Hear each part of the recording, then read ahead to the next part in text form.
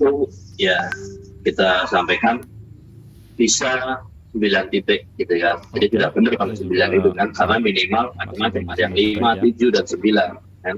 Kita ambil memasang, kita juga memastikan dulu 9 sudah memenuhi kaidah minimalnya. Oke. Ini langkah-langkahnya sudah disampaikan dalam bentuk diagram ya, diagram alir. Nih, yang pertama, langkah pertama nih.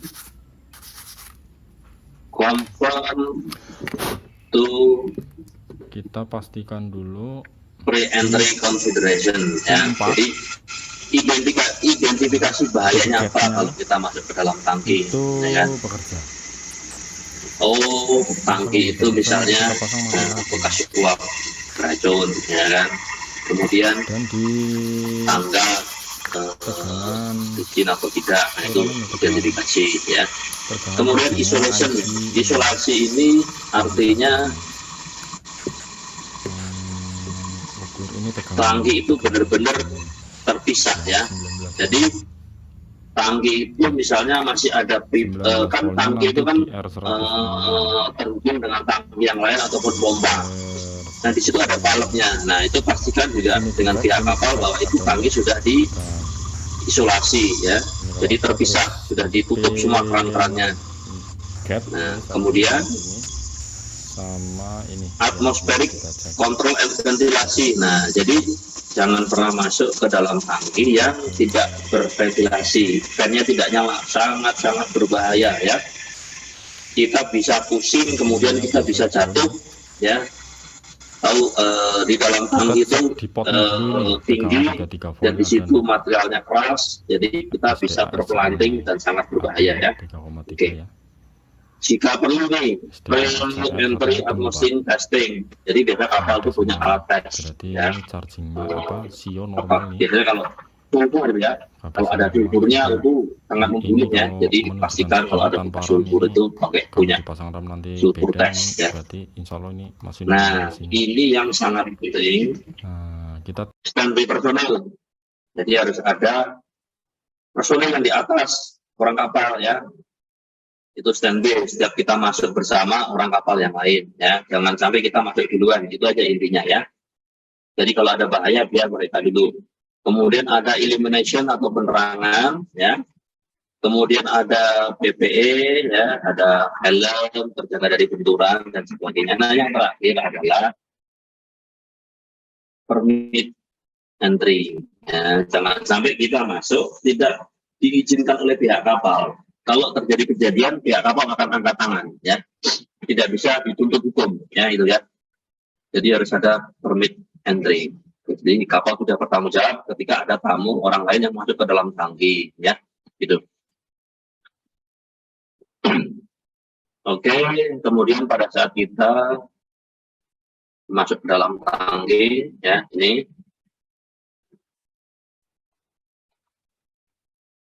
cek. Dan di sini ada coil ya, ada coil dicek, valve dicek, dan ada kotoran tidak dan sebagainya. Oke. Dan apakah aman? Kalau aman, kita turun lagi ya, kita lihat tangga secara visual, ya kan, bucket, apakah ada kontaminasi, ada rontokan ya. Ada flek, debu, dan sebagainya, kering atau tidak. Oke, terus lanjut, turun, dicek, tangki itu di sini, bottomnya, ya, lantainya dicek, apakah ada residu, kotoran, ya, debu, flek itu serpihan-serpihan, diberi serpihan, ya, di permukaan, kemudian di pipa, di dalam tangki ada pipa, biasanya tangki kapal, kemudian di suction, di pin coil, dan struktur bangunan kapal lainnya ya, dicek. Kalau perlu itu pakai white test ya, bisa dilap ya kan, dengan kain yang bersih, kemudian bisa kain itu dilihat apakah nempel atau tidak ya.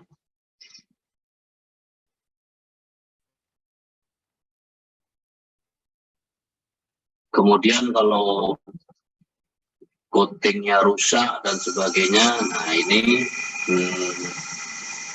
harus dibersihkan, remove, skill, rust. Jadi semua harus kalau ada kotoran suruh bersihin lagi ya, gitu. Kalau belum kering suruh keringin lagi. Nah, oke. Sekarang setelah semua dicek, tahapannya oke, selesai, masuk tahapan berikutnya. Nah, kan, apakah kita perlu prosedur wall wash atau enggak kargonya? Misalnya kargonya metanol, oke, kargonya misalnya BBM, oh nggak perlu wall wash, ya sudah. Berarti kita exit tank ya, ini exit, kita keluar dari tangki, selesai ya. Kita selesai, kita bikin report. Oke, tangki clean and dry. Oke. Kalau perlu wash, nah ini masuk ke tab berikutnya. Nih.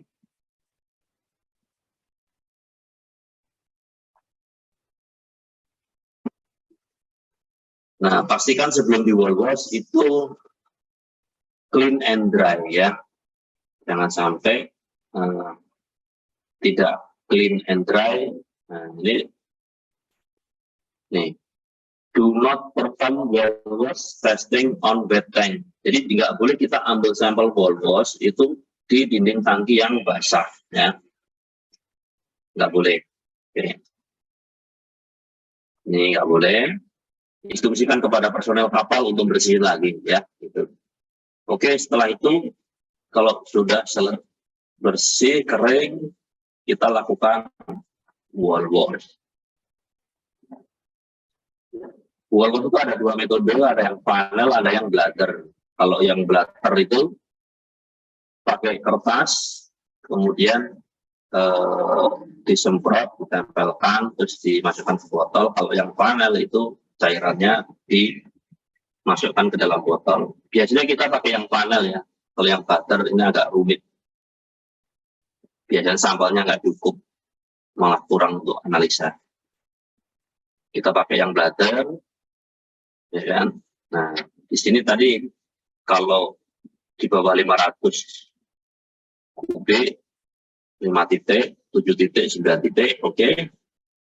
Kita pakai panel method, nanti setelah selesai bawa ke laboratorium ya, untuk dilakukan analisa di laboratorium. Nah, yang terpenting adalah pastikan ini.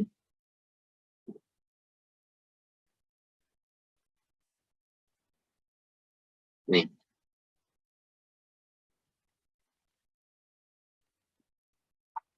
Blank, sampel blank. Sampel blank itu artinya apa? Cairan solvent yang buat nyemprot, biasanya juga metanol, laboratorium tapi ya, itu yang buat nyemprot, itu dianalisa juga. Siapa tahu kan, kadang-kadang surveyor itu bawa sampel bawa pelarutnya itu sudah terkontaminasi, ya kelupaan gitu.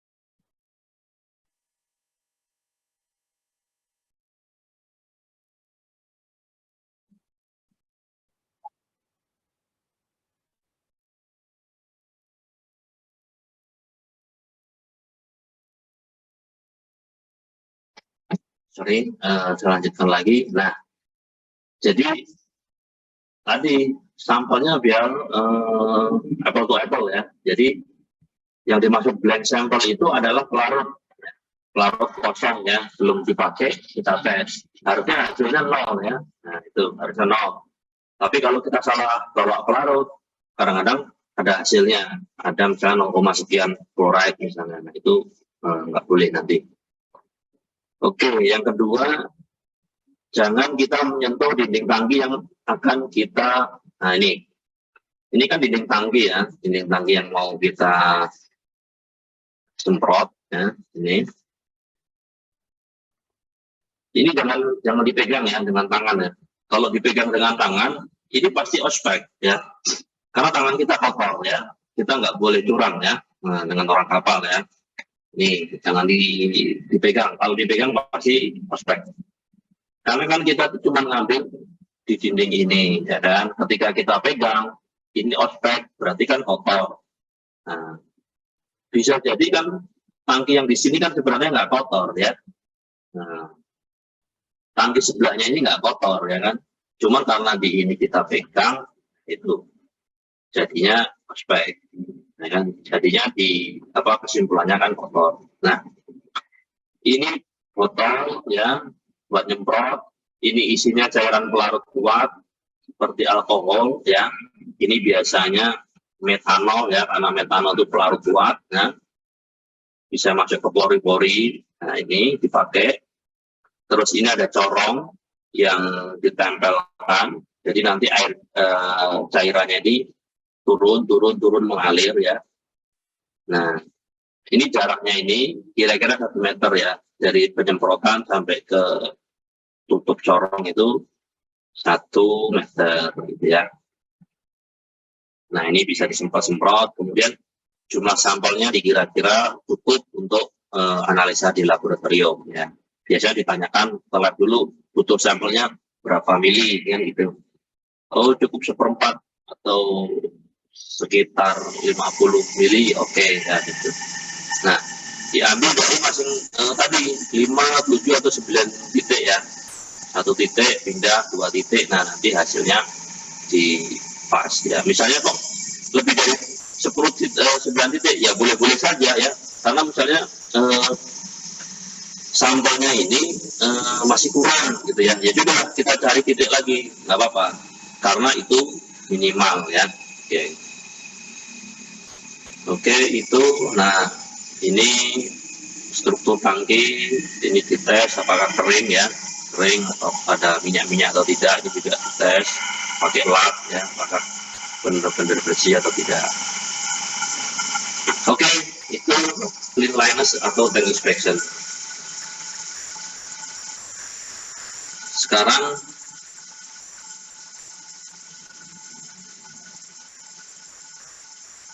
kita lanjut penanganan kargo yang ketiga, yaitu penentuan yang kedua yaitu penentuan kuantitas ya. Oke, ini hanya pengenalan ya, cara menghitungnya nanti saya perkenalkan pelan-pelan ya. Nanti karena waktunya juga terbatas, nanti kita lanjut untuk yang caustic soda ya. Oke. Prinsip-prinsipnya dulu ya, prinsip-prinsip penentuan kuantitas kargo. Nah, ini quantity determination itu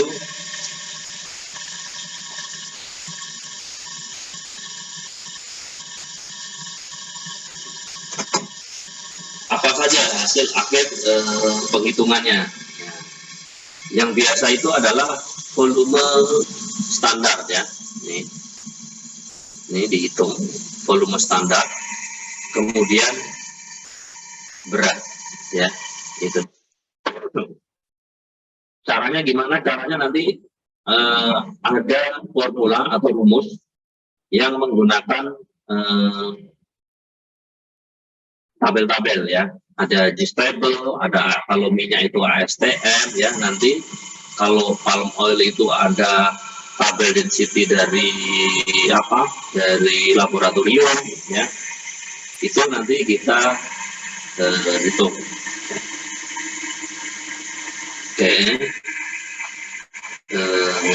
jenis contoh perhitungan misalnya soalnya kargo metanol volumenya 1.200 ya kan, berat jenisnya sekian, density air itu sekian, berapa volume standar ya. Oke, sekarang saya lebih mudahkan aja penjelasannya, nanti sampai diskusi ya, karena ini kalkulasi.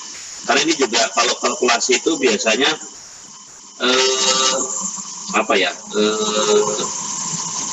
bisa nyambung ke petroleum ya, bisa nyambung ke petroleum. Jadi nanti teman-teman pada saat interview satu tadi pertanyaan tentang sampling tadi ya, itu sudah bisa dikuasai ya. Jadi pada saat ujian lisan itu tunjukkan menguasai satu atau dua atau satu materi ya, itu aja, nggak udah semua, karena tidak semua pengajar itu akan waktunya itu kan terbatas, akan bertanya banyak.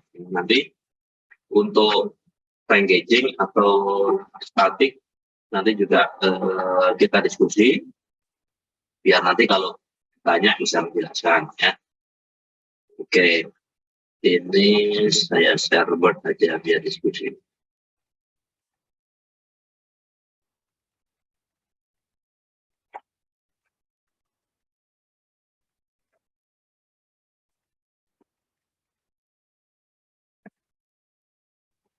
Quantity determination,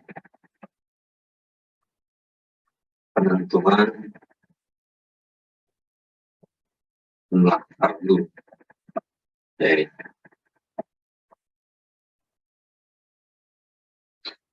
Nah, biasanya itu tergantung jenis kargo ya.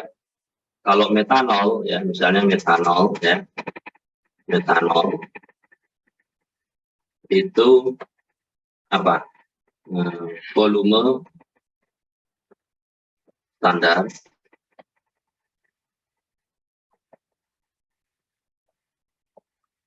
dan berat.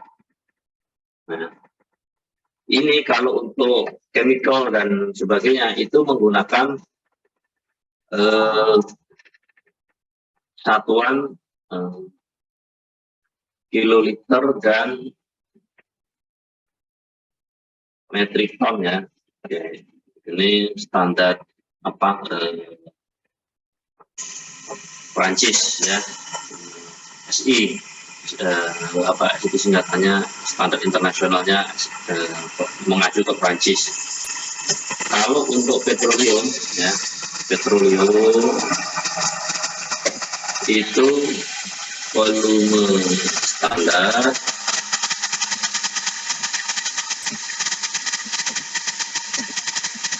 dan berat sama ya, ini juga berat sama. Ini bisa Amerika, Inggris, British, itu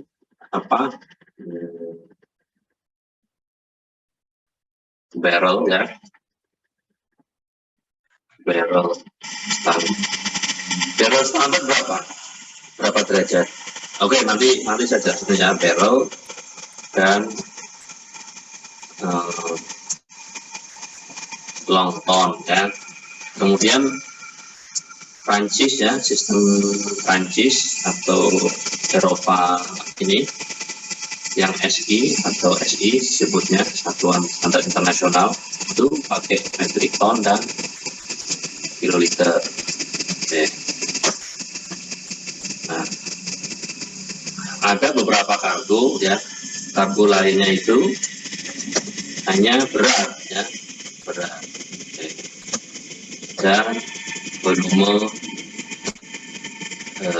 observe. Ini biasanya palm oil. Oke. Apa yang disebut dengan standar, ya? Ya kan?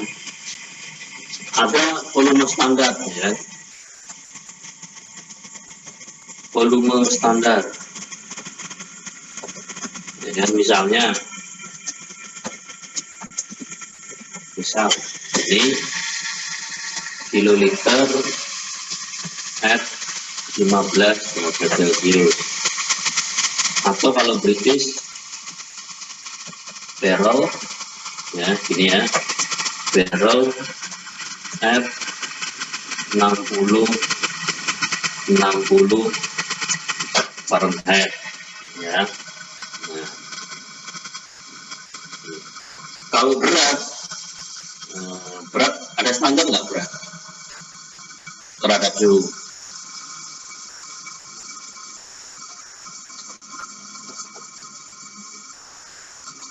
Halo, nggak ada ya? Tidak, Pak, tapi konversi dari volume standar aja dia, Pak.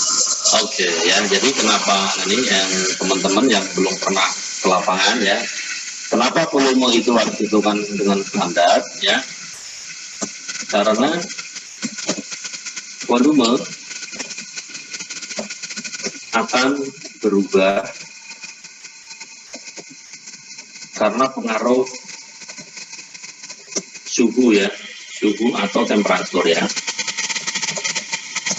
Nih, setiap zat itu ketika terkena suhu dan temperatur itu berubah, ya, bisa memuai atau menyusut. Oke. Kalau memuai itu pengalinya adalah 1, titik-titik, ya. Kan kalau 1, ya kan, misalnya 10 dikalikan 1, misalnya nih. Pak, maaf Pak, nggak ada suaranya Pak. Hah? Tes. Ada, Pak, suaranya, Pak. Apakah yang nggak kedengaran? Barusan saya tidak kedengeran Pak. Oke, saya ulang lagi ya. Oke, memuai itu, ya kan, berapapun kalau dikalikan dengan 1, itu disebut angkanya akan naik, ya, akan bertambah, ya. Misalnya 1000, ya, saya kalikan, ya. 1000 dikalikan faktor muai 1,01. Nah, ini hasilnya 1010, nah 1010, ya, HL misalnya. Berarti ini memuai, ya. Oke. Kalau menyusut seperti apa? Menyusut itu misalnya 1000, ya, 1000 liter atau 1000 KL dikalikan faktor penyusutan, ya, atau faktor muainya itu di bawah 1, 0,999, ya. Hasilnya berarti 999 KL. Artinya apa? Menyusut. Oke. Nah, ini faktor,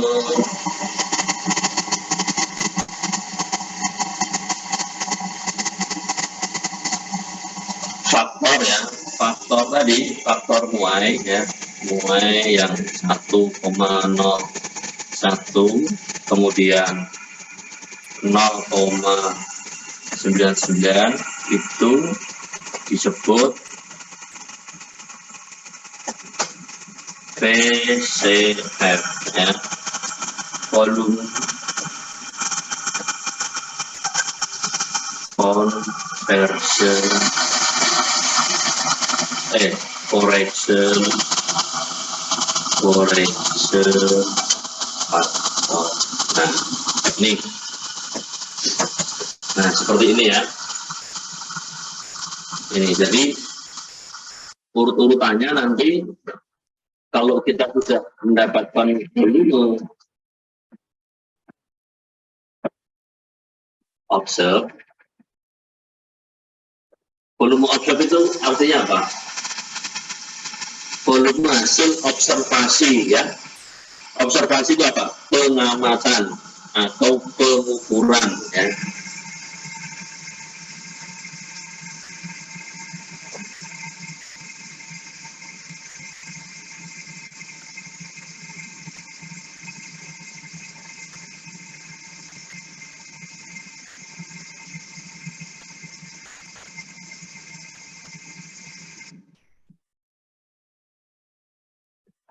Jadi pada saat kita mengukur tangki, kemudian hasil sounding ya, kalau kita mengukur tangki kan, urutannya ya, mengukur tangki ya.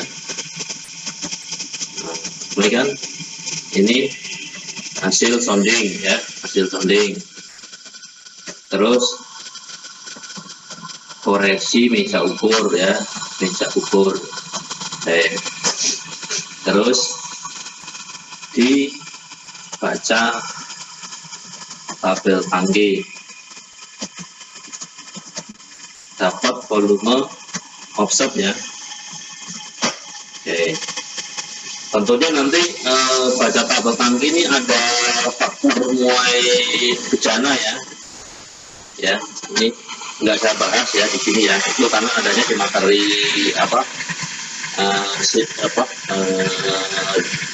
statik ya. Jadi pokoknya sudah dapat volume observe itu ya. Nah, gimana caranya baca dari hasil sounding sampai ini dapat volume. Ada yang bingung nggak? Kalau bingung langsung aja, nggak apa-apa, nggak usah sungkan-sungkan. Kita satu cukup pintu ya. Ada yang nggak bisa ngikuti? Kalau tanya biar saya nggak terlalu cepat gitu. Biar saya kasih contoh yang lain gitu. Oke, nggak ada. Kalau ada nanti chat ya. Nggak usah gini ya, chat aja nggak apa-apa ya. Karena kita ini offline, online ya. Jadi saya nggak bisa cek satu persatu ya peserta ya. Saya harus konsen ke layar ya. Oke, setelah volume observe ya, jadi kita akan mencari volume standar. Berapa? Kita anggap kalau metanol itu 15 derajat Celcius. Ya. Ini rumusnya GSVE, ya kan? Gross standard volume ya. GSV sama dengan ini volume observe ya, GOV gross observe volume ya, GOV dikalikan BCF.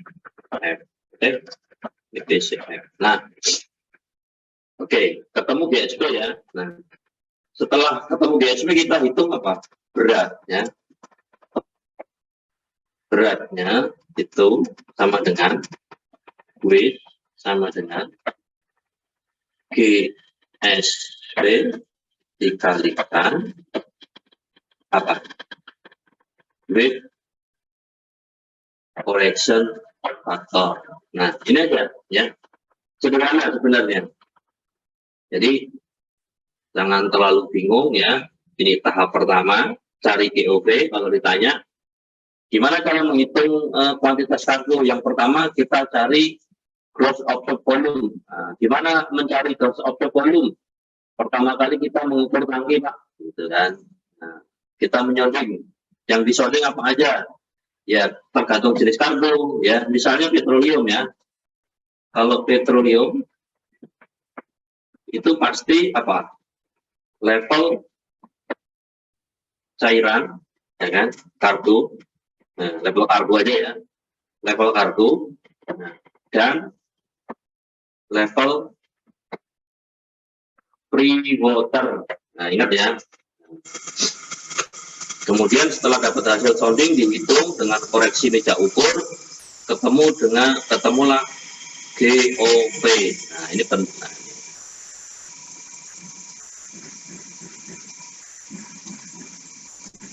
Oke, setelah GOP apa? Setelah GOP dihitung, dicari GSP dengan cara apa?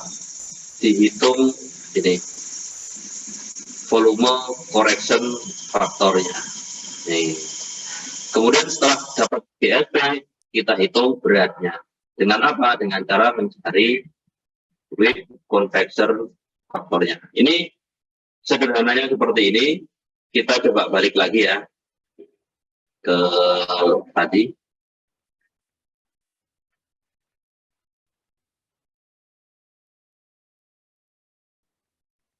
Nah, diketahui ini volumenya atau GOP ya 1200 L pada temperatur diukur di tangki 32 derajat Celcius. SG 20/4 ini dari hasil lab ya, dari hasil lab tadi ya, di sini misalnya ini density-nya.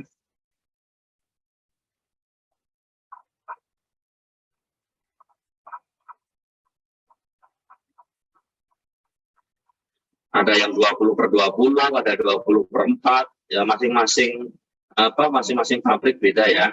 Nah, ini harus sebagai pengetahuan aja, saya karena ini juga nggak ada keluar tes ya. Nih SG specific gravity. Kalau di sini 20/20 ya. Nah, SG itu apa? Specific gravity ya. Specific gravity yaitu density metanol pada 20 derajat dibagi density water pada 20 derajat Celcius. Oke.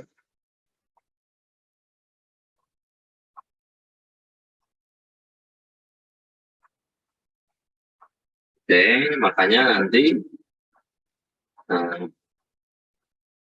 kita hitung volume standar itu volume observe dikalikan ini VCF ya. VCF-nya kalau petroleum itu pakai tabel ya, tabel 6 ataupun tabel 54.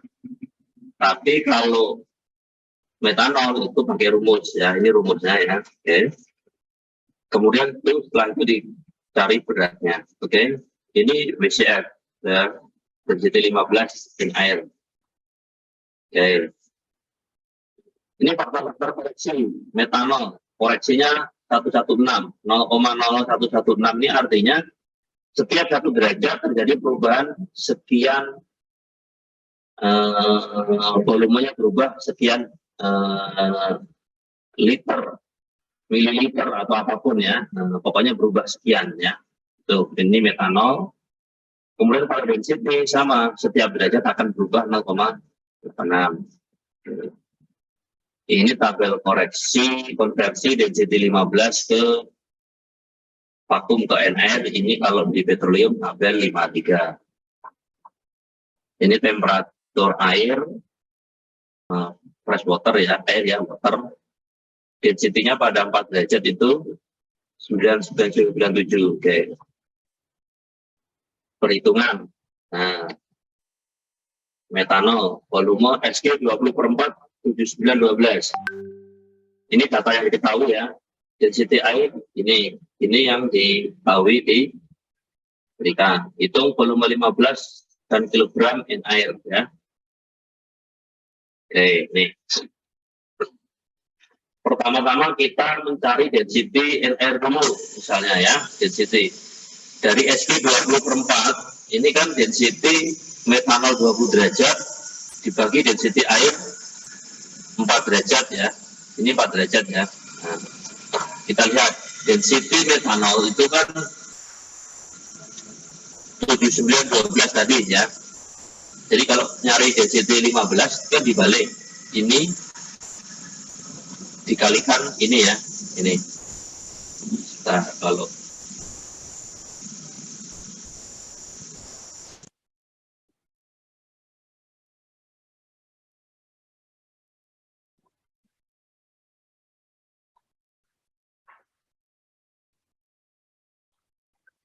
merubah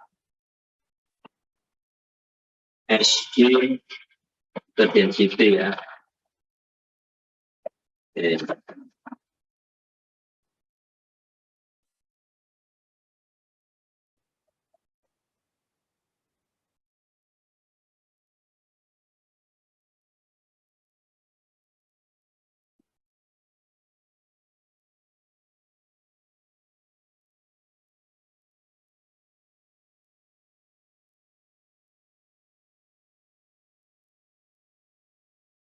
Jadi kan dari itu adanya SG ya, tapi kita perlu density, ya kan?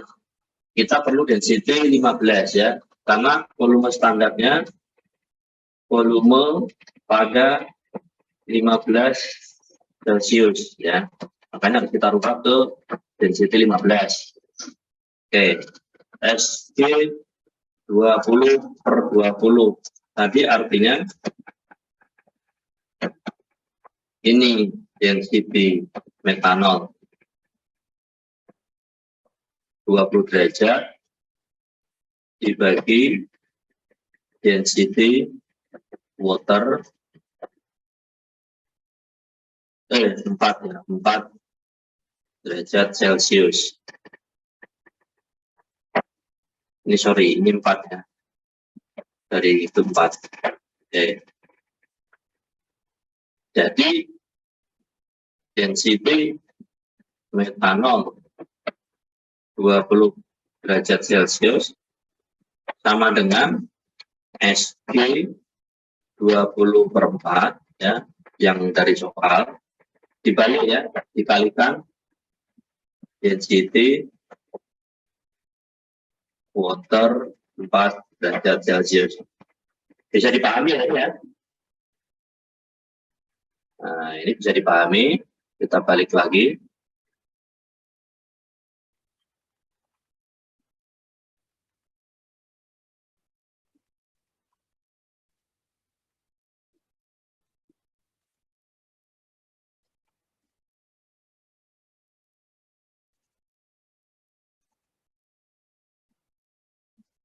Nah, ini tadi ya yang dibalik ya. Jadi density 20 itu adalah 912 dikalikan 997 ketemu 7912 ya. Kita multiplikan. Sehingga density 15 itu berapa? 7955. Kenapa? Ya ini. Nih, merubah ke 15. Itu per derajatnya berapa? 116. Oke, kita lihat ya. Tadi kan temperatur kargonya 32 ya. Temperatur kargo 32 derajat ya. Oke. Nih, 32 derajat berubah ke 15. Oke.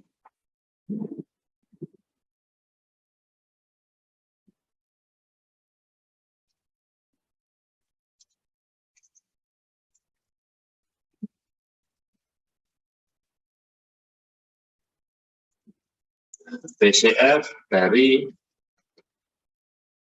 32 Celcius ke 15 Celcius ya. Karena kan standarnya mau dicari 15. Itu 32 dikurangi 15 berapa?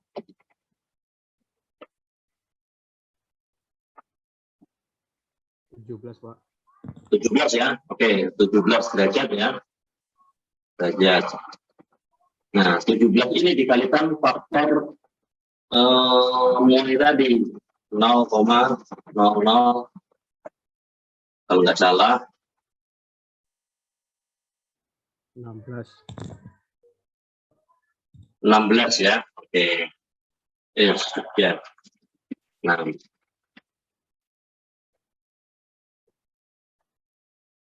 ini ketemu. Nah,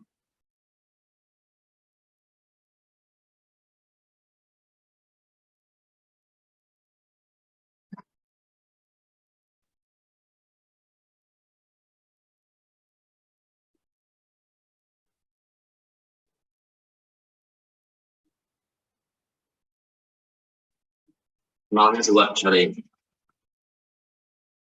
17 kali 0,00116. Ketemunya 0,01972. Nah, kalau density dari 32 ke 15 itu berarti kan density-nya bertambah ya, kan memuai ya.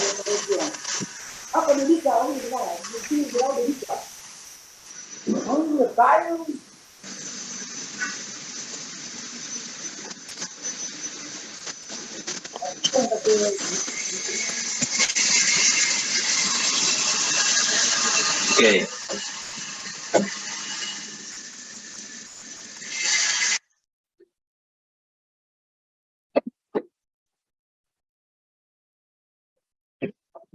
Ini kalau memuai berarti ditambah 1 ya. Jadi 1,01972. Kita kalikan density-nya.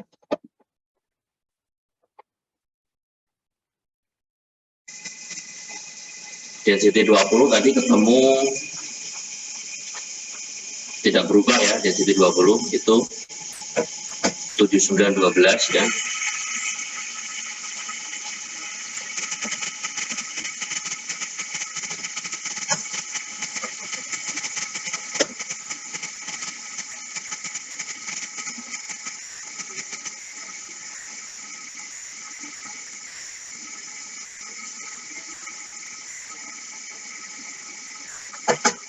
Sorry, ini bukan ditambah, berarti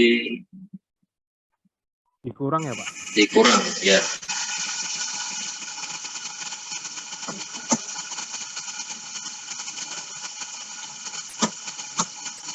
Ini dikurang ya. Ini dikurang formuanya.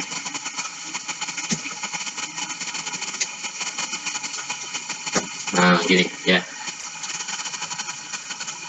Nah ini nanti enggak dong, harusnya ditambah karena kan makin berat ya, karena memuai ya, menyusut, density-nya bertambah kalau menyusut, ditambah 0,0197. Sebentar, ini Maaf, pasti Pak. ada yang Suaranya kurang jelas Pak karena ada suara lain Pak. oke. Nah, saya cek lagi angkanya.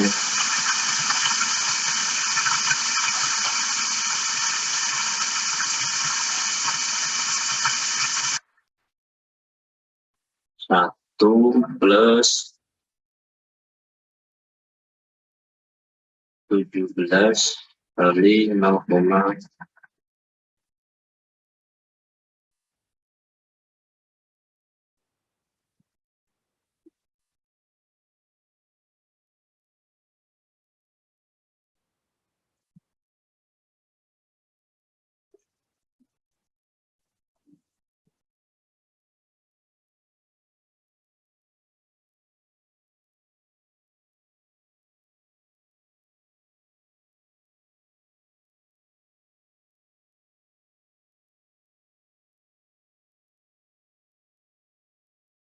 oh sorry, bukan 17 ya, 5 ya, kan dari 20 ya, dari 20 ke 15 derajat. Kan ini kita merubah, ini berarti 5 derajat ya.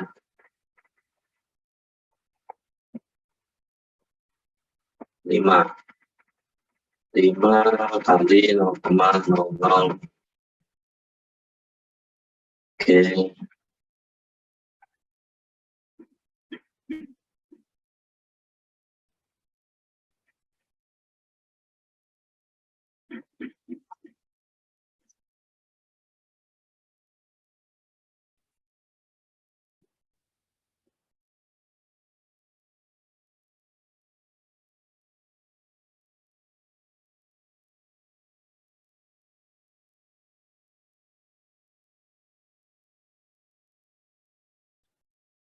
0,00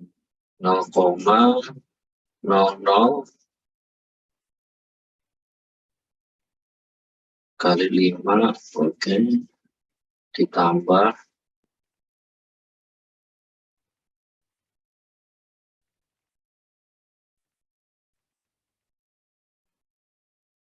kali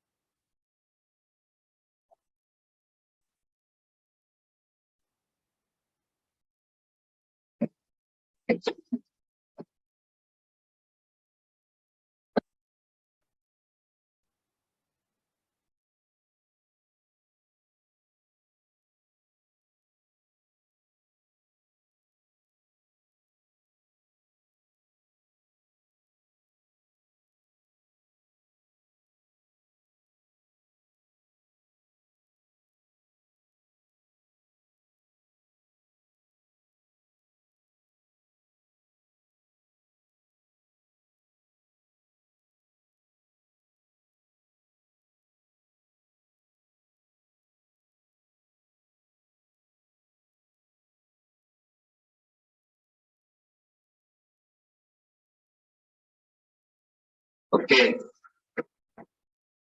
Jadi hasilnya 0,7957 ya. Ini in vakum ya, masih in vakum ya. NM gimana? NR. Nah, kalau NM dikurangi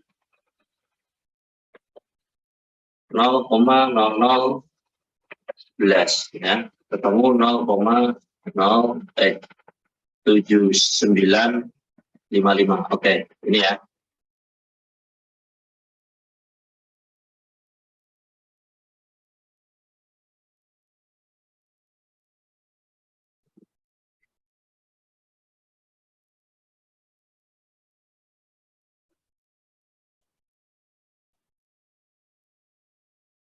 Nah, ini ketemu 7955 dikurangi 011 ya, 7944 ya.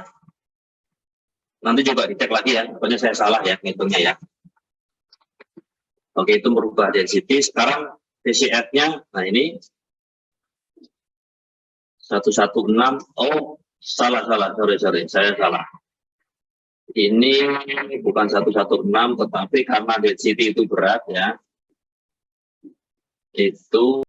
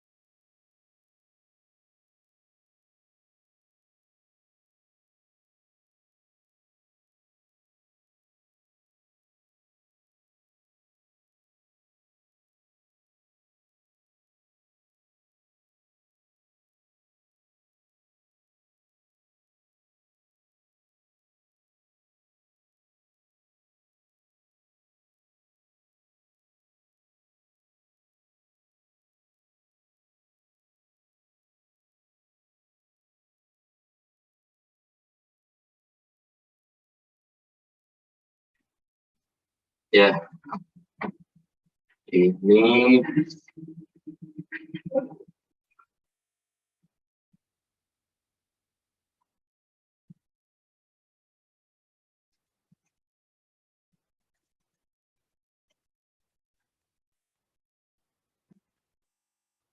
Nah, ini karena koreksi density ya, sorry.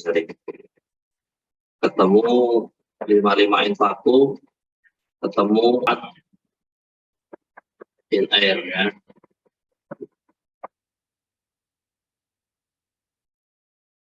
Oke, nanti bisa dipelajari lagi, nanti bisa dicek ya. Waktunya cepat ya.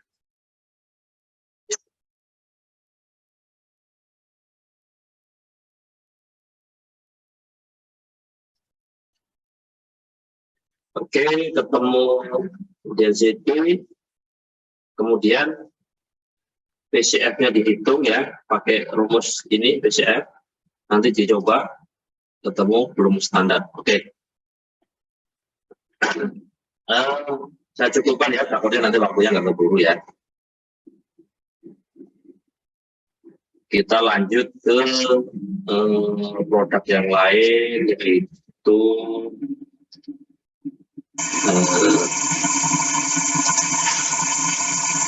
ini apa namanya,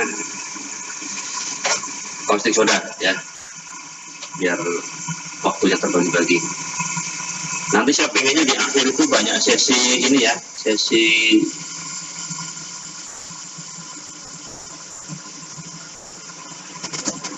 tanya jawab ya.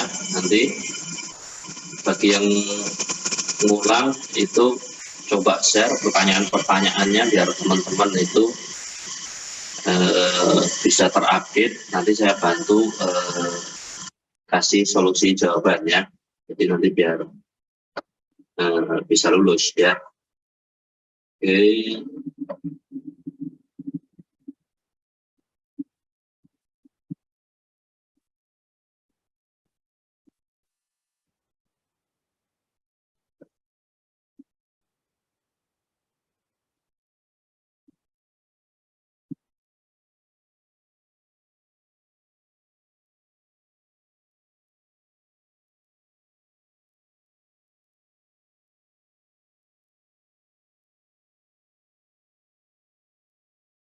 Oke, kita lanjutkan saja.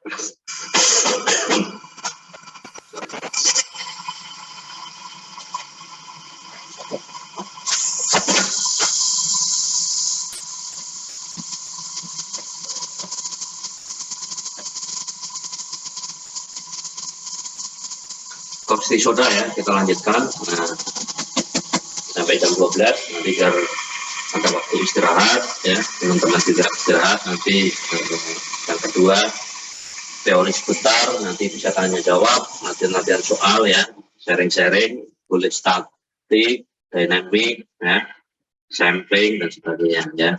Ini ya, tujuan berbagi pengalaman ya, pengalaman untuk suplai caustic soda.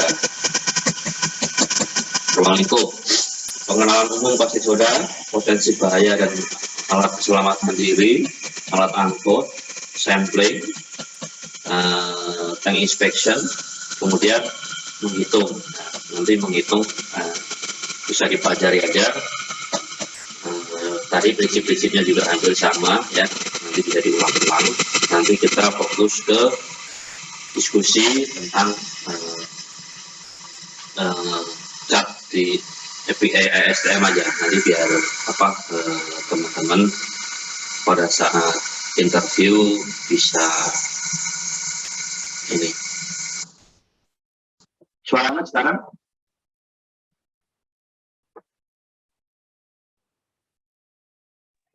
sudah bagus, Mas. oke. Nanti kita banyak diskusi ya, biar langsung fokus ke soal-soal ya. Oke, sekarang caustic soda.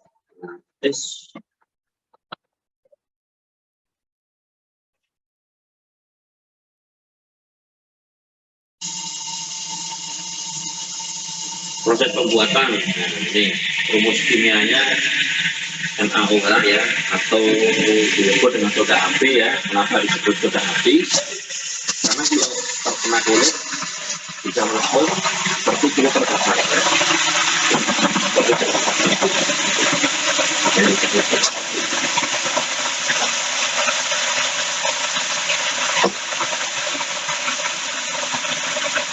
Pembuatannya dari garam ya, NaCl, di elektrolisa. Kemudian industri yang terkenal itu ada di Merak, itu ada di Chemical sama PT Perindo. Kemudian fungsi kegunaan, caustic soda itu sering digunakan untuk administrasi industri, kayu dan kertas, tekstil, bambu, dan untuk bikin yang lain, nah itu masing-masing bisa dilihat ya. Prosentasenya sekian kurang lebih seperti itu. Mohon izin Pak. Ya. Apa di tempat saya aja ya ada suara kayak ada air ngalir gitu Pak, kayak pipa gitu. Ada kresek-kresek ya. Oh, yang lain juga lain sama ya? Ya Pak, di sini juga suaranya kresek-kresek Pak. Oh, yang lain Sama Pak. Sama juga Pak. Sama Pak. wah, ada apa ya?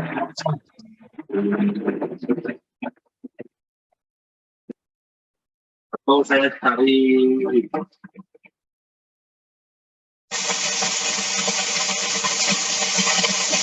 Nah, ini muncul suaranya Pak. berapa? Nah, sekarang muncul suaranya. Nah, tadi ya ini enggak ada suara. Tadi muncul.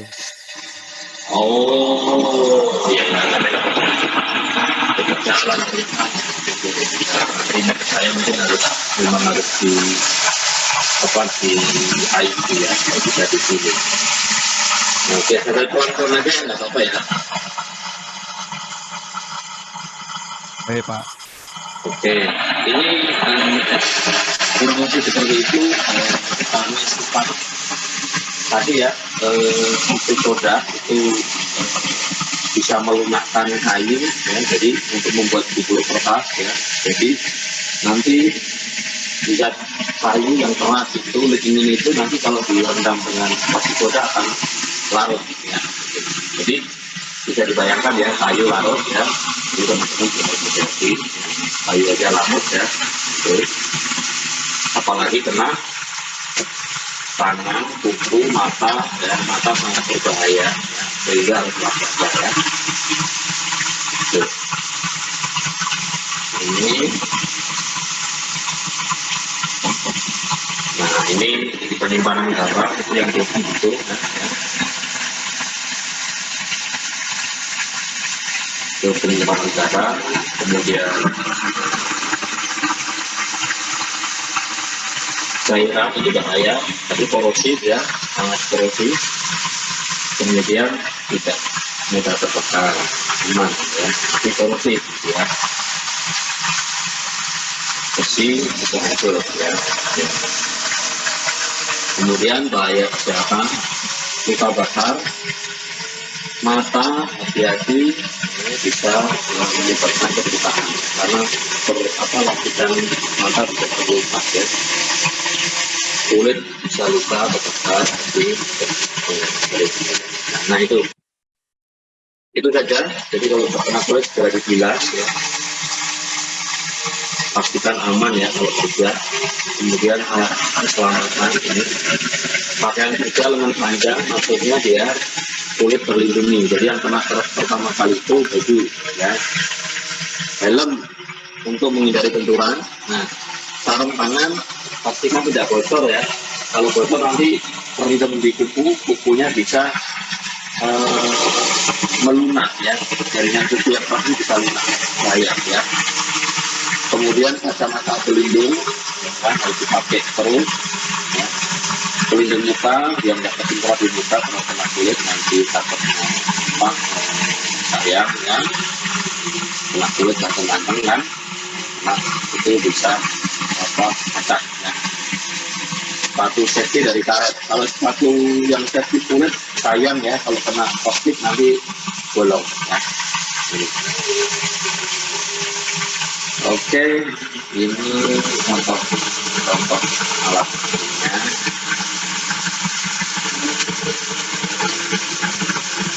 Penyimpanan, pengangkutan. Nah, sekarang itu rata-rata sudah menggunakan tank itu stainless, jadi sudah terhindar dari korosi ya, harus stainless. Kemudian plastik drum itu juga sesuai ya, itu jadi juga lebih aman. Nah ini jadi cincang stainless, itu ada itu stainless. Kemudian marfil atau coating epoxy, tapi pastikan ini tidak berkarat ya. Kalau ada dingin total, pastinya nanti akan semakin rusak ya. Gitu. Kemudian plastik itu juga wadah yang aman ya, terhindar dari korupsi. Nah ini kopi yang yang apa? Jadinya berbuat tapi tidak sering ya.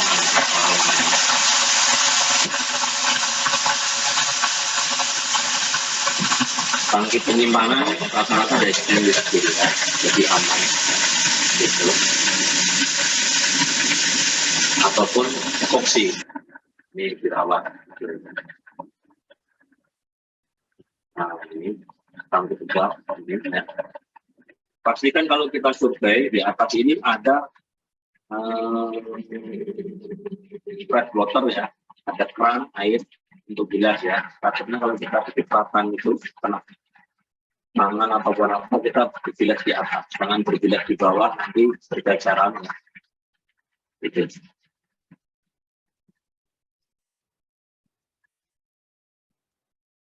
Template ini pakai UML ya sebetulnya, karena dia bisa kemudian ya, spot sampling.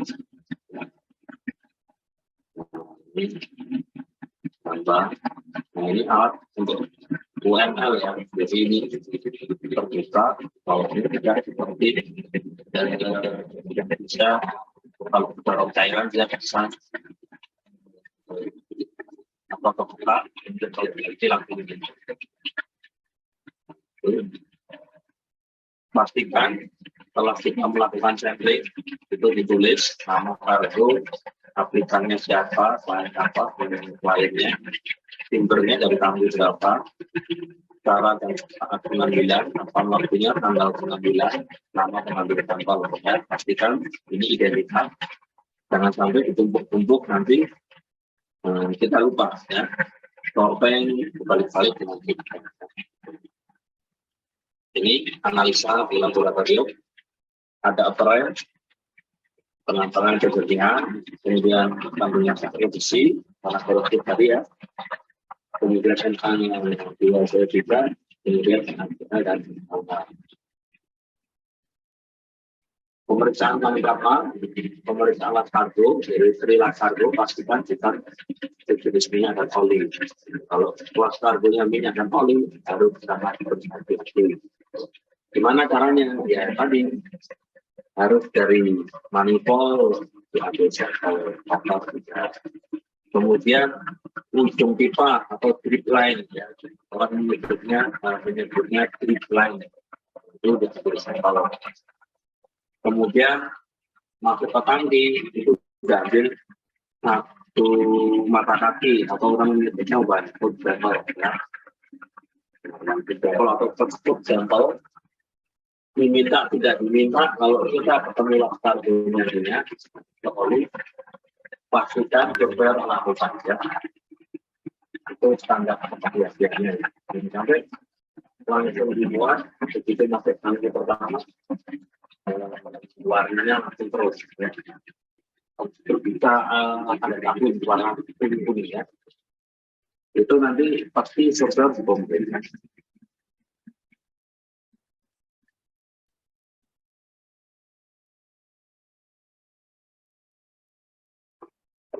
Kemudian pemeriksaan tank cleaning method itu tadi menggunakan tank cleaning bed dari BC Chemical Laboratory atau Parwe yang selalu dimbutuhkan ya, kemudian patoknya ya. Kemudian fisiknya kondisi mental, rental, deadline, manifold, trupam, ya. Hati-hati di strupam sama apa namanya, kalau di kamar pompa itu kita pakai sendok pompa itu ada trainer ya, trainer pastikan trainer tidak bersih ya, cek. Nah, ini ditambahkan tanya, kemudian kita nah di sini ini ada decline. Kemudian apa itu saya pikir biasa aja, kita sampai pilih aja. Perhubungannya bersama dengan mungkin sampai ke sini. Kalau ada pertanyaan diskusi silakan ya. Ini sudah kita kerja bisa silakan kalau ada yang mau bertanya.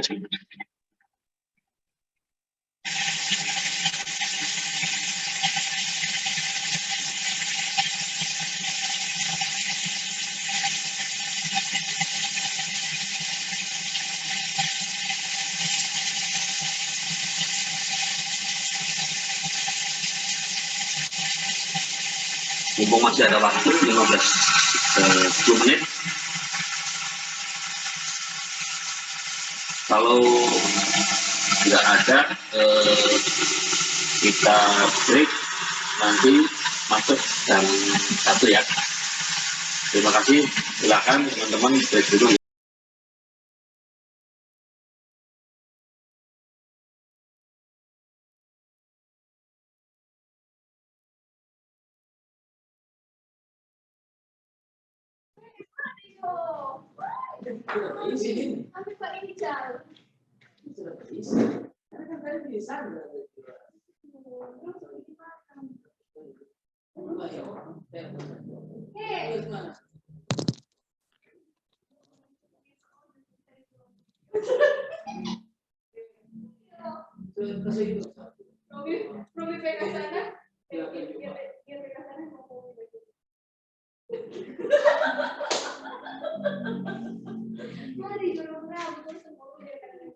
Pokoknya orang mesti berjuang bahwa hari Jumat itu ada hari yang menyenangkan.